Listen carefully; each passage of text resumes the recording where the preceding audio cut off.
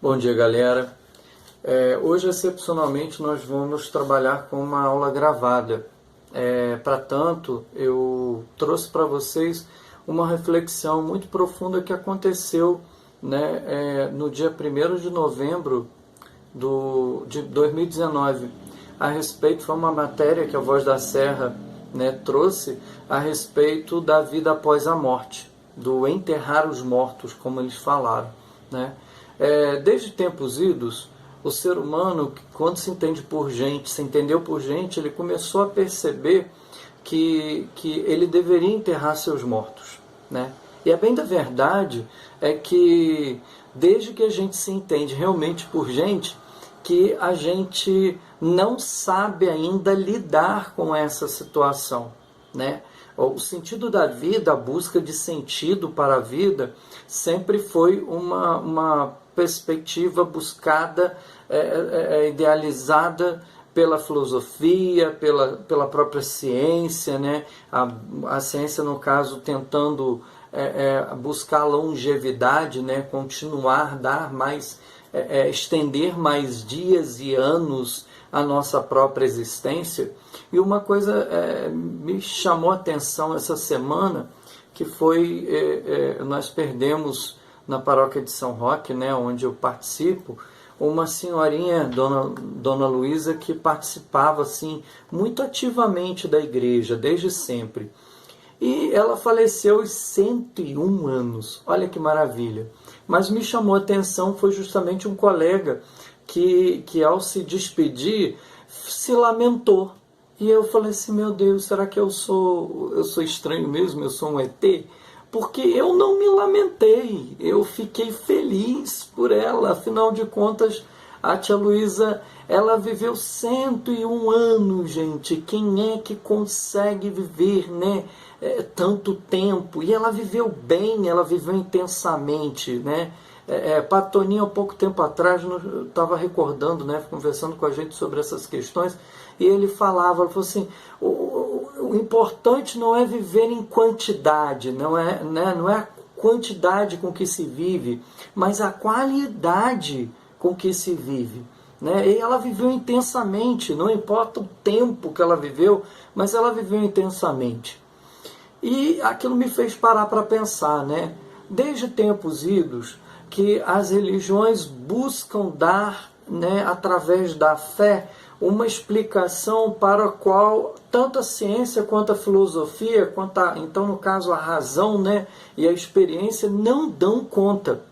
Por exemplo, nós sabemos que existem religiões que acreditam na ressurreição, religiões que acreditam na reencarnação, religiões que acreditam na transmigração das almas, religiões que acreditam que são animistas e tudo mais. Então, a partir dessa aula, né, a partir da aula dessa semana, nós vamos começar a trabalhar um pouco sobre aquilo que nós chamamos de ancestralidade, né? E aí nós vamos meio que pesquisar e trabalhar em cima dessas várias concepções de vida após a morte. Por exemplo, cristianismo, judaísmo, islamismo acreditam na ressurreição.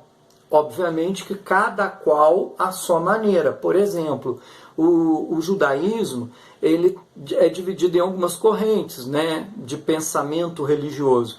E duas correntes são muito fortes. Por exemplo, existe uma corrente do judaísmo que acredita na reencarnação, na vida após a morte, porém nesse mesmo plano, né, voltando à Terra. E existe uma outra corrente dentro do judaísmo que acredita na ressurreição, porém na ressurreição do último dia, que a gente chama de juízo final, né? Então é muito interessante isso.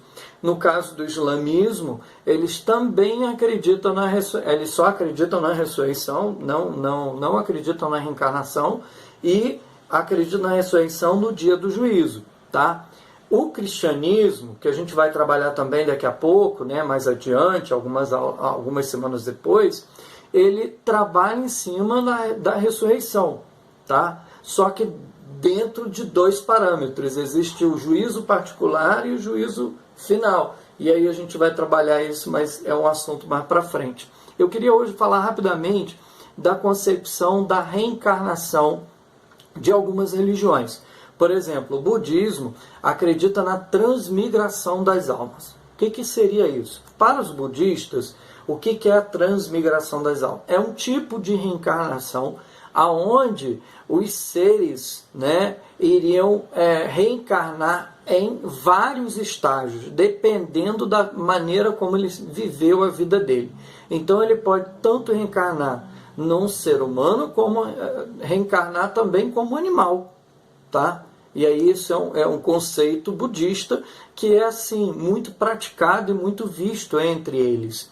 E para o budista, eles só alcançam o nirvana, que é o estágio máximo da elevação espiritual, quando ele se liberta dos desejos materiais, né? Então, quando ele finalmente se libertar dos desejos materiais, é que ele alcança o nirvana. Essa é a roda do samsara, ou seja, a roda da lei. Então, eles sempre seguem essa roda da lei. Caso um budista não siga a roda da lei, ou seja, não pratique o bem, não faça as coisas corretas, não tenha um pensamento elevado, mas seja sempre mundano, ele acaba trazendo para si o conceito de karma, que seria pagar o prejuízo daquilo que ele deixou de fazer, que seria cumprir a lei, cumprir o samsara, tá? No caso do kardecismo, né, ou do espiritismo kardecista, o espiritismo de Allan Kardec, há uma diferença, né? Eles também acreditam que o ser humano possa evoluir, né, através de sucessivas encarnações ou reencarnações, melhor dizendo, né? E ele poderia evoluir de forma pessoal, individual. Então, não precisaria, por exemplo, de um redentor, como é o caso do cristianismo, tá? Para que morresse pela salvação deles.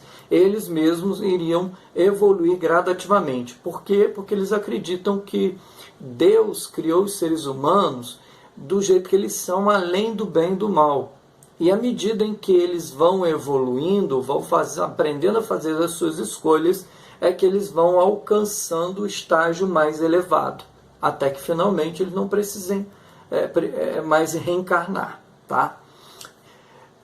No caso, por exemplo, da Umbanda, né, e do Candomblé, e aí é muito interessante que essa prática religiosa de origem africana, elas também se dividem em dois ramos, né? Nem todo umbandista é reencarnacionista, como é o caso do kardecista, né?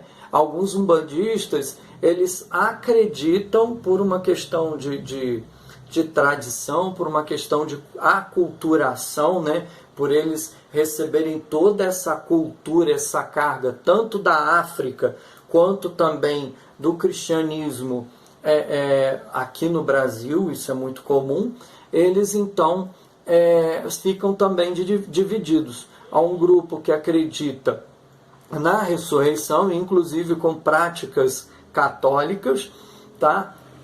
E outro grupo que acredita na reencarnação. Independentemente dos dois grupos, né, ambos acreditam que há uma relação entre os espíritos evoluídos, né, e os seres vivos, os seres materiais, no caso. Então, cada um desses grupos vai ter, então, uma entidade, um espírito evoluído, tá? Um padrinho ou madrinha que vai orientá-los durante a vida nesse processo de evolução. Bom, isso aqui é apenas uma introdução, galera. No decorrer do processo, né, dessas semanas que virão, nós vamos trabalhar, então, alguns elementos, alguns conceitos disso. Então, a gente vai começar vendo qual é o conceito, o que significa o conceito de ancestralidade, que é o tema da nossa próxima semana, e a gente vai trabalhar um pouco essa questão dos ancestrais, o que eles significam, né, até culturalmente falando, para a gente conhecer melhor, e aí a gente vai seguindo cada elemento, cada reflexão, tá? Vamos passar pela reencarnação, vamos passar pela ressurreição, vamos passar por todas essas temáticas, tá certo? Gostaria que vocês, nessa semana, olhassem com carinho a tarefa, né? Essa tarefa 9, ela vem de uma forma muito especial para a gente, né? Ela vem convidando vocês a buscarem através de um poema, através de uma música, ou através de uma imagem, ou até um texto próprio que você mesmo queira explicar, queira escrever, sobre que tipo de conceito de vida após a morte, né, para você é mais caro, para você é mais importante. Enfim, é isso. Tá certo, galera? Um beijo no coração de vocês, paz e bem, e até a próxima.